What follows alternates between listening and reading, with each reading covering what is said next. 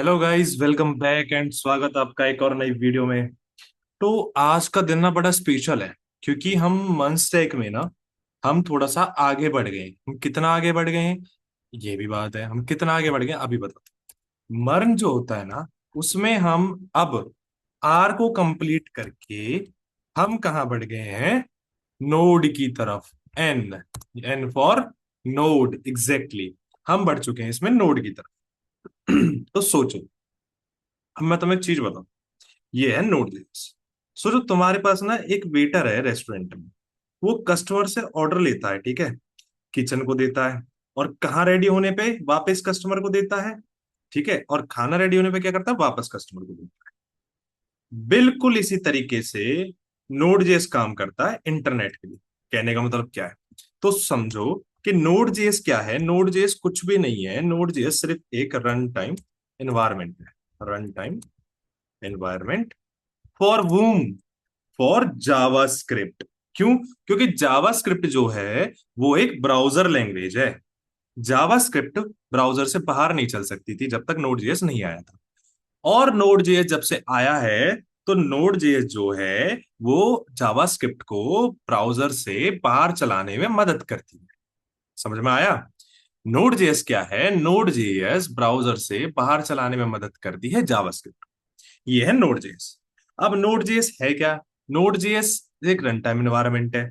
Node JS work किस पे करता है? नोड जेएस में एक इंजन लगा हुआ है जिसको कहते हैं हम V8 इंजन। नोड जेएस के अंदर गूगल का V8 इंजन लगा हुआ है, वही इंजन जो क्रोम ब्राउजर में रन होता है। ये जो इंजन है ये जावास्क्रिप्ट के कोड को सीधा मशीन कोड में कन्वर्ट करता है, इसीलिए नोड जेएस बहुत फास्ट है और जावास्क्रिप्ट हम बाहर चला सकते हैं। ठीक है। अब नोड जेएस का यूज क्या है? सबसे पहला तो वेब सर्वर्स बनाने में, लाइक एपीआईज, बैकएंड लॉजिक। दूसरा रेस्ट एपीआई, जिसमें कि डेटा सेंड करना, डेटा रिसीव करना, और एक और रियल टाइम ऐप जैसे कि चैट ऐप हुआ, लाइव नोटिफिकेशन हुआ, और फाइल हेल्डिंग, रीड राइट करना, डेटाबेस कनेक्ट करना, मोंगोडीबी, माईएसक्यूएल से बात करना। अब एक सवाल। ठीक है। अब ये होगी नोड.जेएस की कहानी। अब बात आती है किसकी? क्लाइंट और सर्वर की। हमने बात करी कि ये सर्वर बनाता है। क्लाइंट और सर्वर है क्या एक्चुअली? देखो, मान के चलो ये हो तुम, ठीक है, और ये है तुम्हारा सर्वर। ये है क्लाइंट। क्लाइंट बोले तो यू, या फिर ब्राउजर, जो कि रिक्वेस्ट भेजता है। कहां पर? मेरे रिक्वेस्ट भेजने से मतलब क्या है मैं तुम्हें अभी बता देता हूं, एक सेकंड रुको बस। यहां पर अगर मैं तुम्हें दिखाऊं तो मेरा उससे मतलब क्या है, अगर मैं यहां पे लिख, क्या? अमेजोन। मैंने लिखा यहाँ पे अमेजोन। अमेजोन मैंने लिखा तो यहां पर जिस मोमेंट पे मैंने एंटर हिट करा तो ये क्या हुआ? ये ब्राउजर से रिक्वेस्ट गई, कहां पे गई? अमेजोन के सर्वर पे गई, और सर्वर ने क्या रिटर्न कर दिया हमें? अमेजोन की वेबसाइट। ये होता है पूरा क्लाइंट और सर्वर का। क्लाइंट कौन है? क्लाइंट है ये ब्राउजर या फिर तुम जो रिक्वेस्ट सेंड कर रहे हो। और सर्वर कौन है? जो रिस्पॉन्स सेंड कर रहा है। क्या सेंड कर रहा है? रिस्पॉन्स। रिक्वेस्ट का मतलब क्या हुआ? जो भी रिक्वेस्ट करो, चाहे तुम एक साइट खोलने का रिक्वेस्ट करो या कुछ भी रिक्वेस्ट करो, वो होगी रिक्वेस्ट। और रिस्पॉन्स जो कि उधर में जब तुमने रिक्वेस्ट सेंड करी है उसके बदले में तुम्हें क्या दिया है। तो सर्वर क्या हैंडल करता है तुम्हारा? सर्वर हैंडल करता है रिस्पॉन्स। और ब्राउजर क्या हैंडल करता है या क्लाइंट क्या हैंडल करता है? क्लाइंट हैंडल करता है तुम्हारा, एक सेकंड, ये हो क्यों नहीं रहा? एक सेकंड दो मेरे को बस, इधर में मुझे टेक्स्ट लिखना पड़ेगा, टेक्स्ट। और मैं टेक्स्ट लिखूंगा यहाँ। तो ब्राउजर क्या हैंडल करता है? तुम्हारा रिक्वेस्ट। रिक्वेस्ट जाएगी कहां से? जाएगी क्लाइंट साइड से। रिक्वेस्ट जाएगी ब्राउज सर्वर पे, और सर्वर की तरफ से क्या आएगा? सर्वर की तरफ से रिस्पॉन्स आएगा। सर्वर की तरफ से क्या आएगा? रिस्पॉन्स आएगा। ये हो गया क्लाइंट और सर्वर की कहानी, बस इतनी सी है। यहां से क्या आएगा? यहाँ पे आएगी रिक्वेस्ट, और यहां से क्या जाएगी? रिक्वेस्ट। और रिस्पॉन्स कहां से आएगा हमारा? सर्वर की तरफ से। यहां से आएगा हमारा रिस्पॉन्स। यहां से मेरा आएगा एक रिस्पॉन्स, बस। सर्वर की तरफ से रिस्पॉन्स और क्लाइंट की तरफ से रिक्वेस्ट। ये हो गया सर्वर और क्लाइंट की कहानी। अब एक चीज, अब मेरा तुमसे कहने का मतलब इतना सा है। अब एक सवाल आता है, इसमें नोड जेएस के अंदर क्या होता है? Event loop. इवेंट लूप क्या होता है? इवेंट लूप दिल की धड़कन होती है। कहने का मतलब इतना सा है कि इवेंट लूप ना नोड जेएस का सबसे इंपॉर्टेंट कंसेप्ट है। समझो एक रिसेप्शनिस्ट का, जैसे रिसेप्शनिस्ट है, उसका काम क्या है, जो हर इनकमिंग काम को रजिस्टर करती है या फिर हर इनकमिंग पर्सन को रजिस्टर करता है, ठीक है।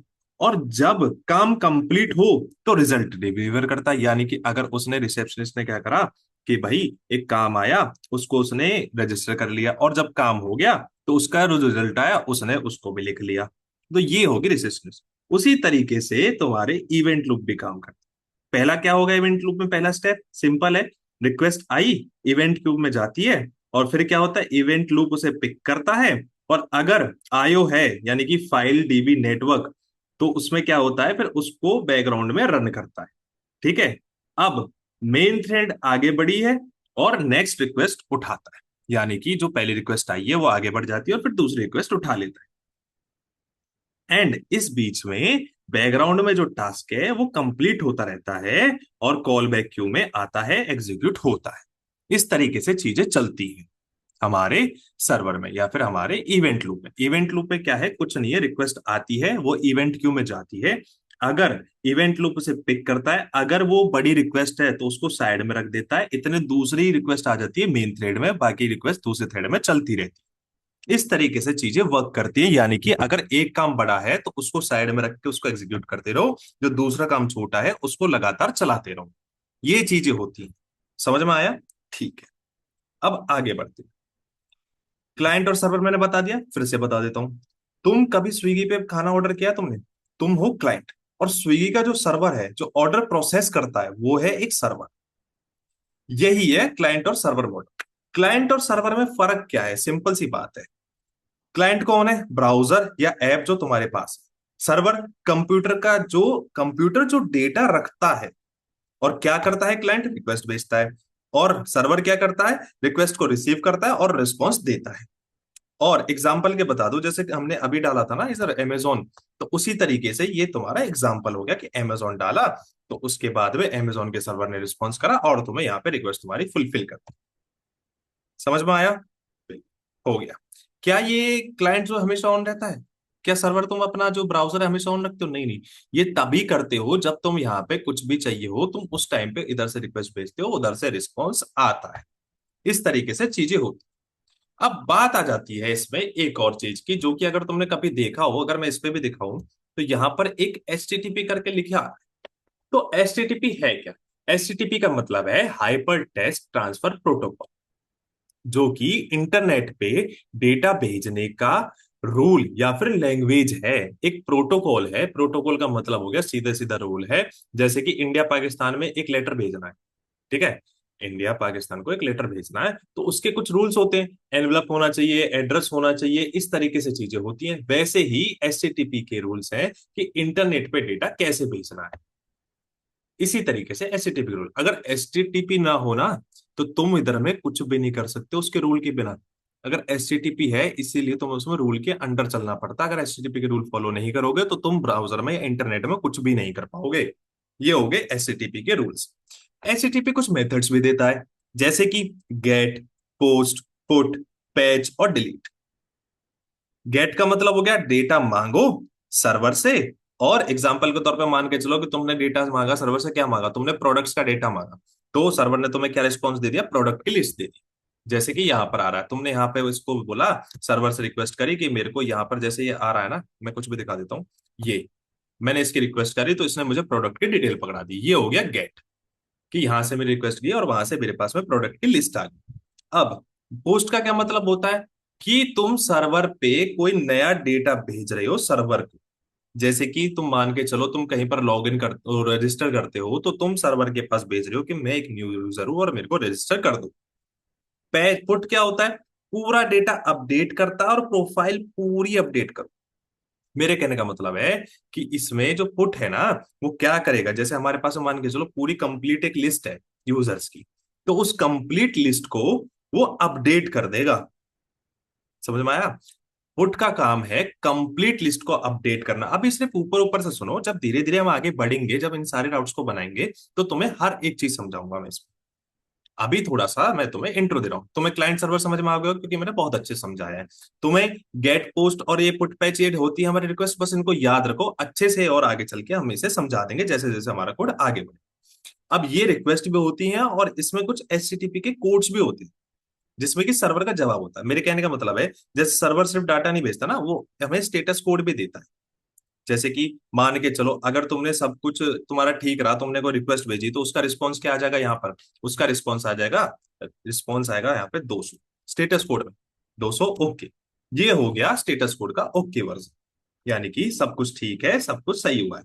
एक, जब तुम कोई न्यू यूजर बना रहे हो तो उसमें आएगा 201 क्रिएटेड, ये सर्वर कोड क्रिएटेड, ठीक है। और दूसरा 400 आएगी एक किसकी, ये होता है बैड रिक्वेस्ट की कोड। कि जैसे मान के चलो, अगर तुमने कोई भी अपना डेटा फिल करा लॉगिन करने के लिए और वो रिक्वेस्ट क्या हुई, बैड हुई, यानी कि तुम्हारे क्रेडेंशियल्स मीट नहीं करे, तो ये हो गया अपना क्या, एक स्टेटस कोड की 400 बैड रिक्वेस्ट। इसी तरीके से अलग अलग होते हैं, जैसे कि 404 होता है, बहुत फेमस है कि नॉट फाउंड वाला होता है।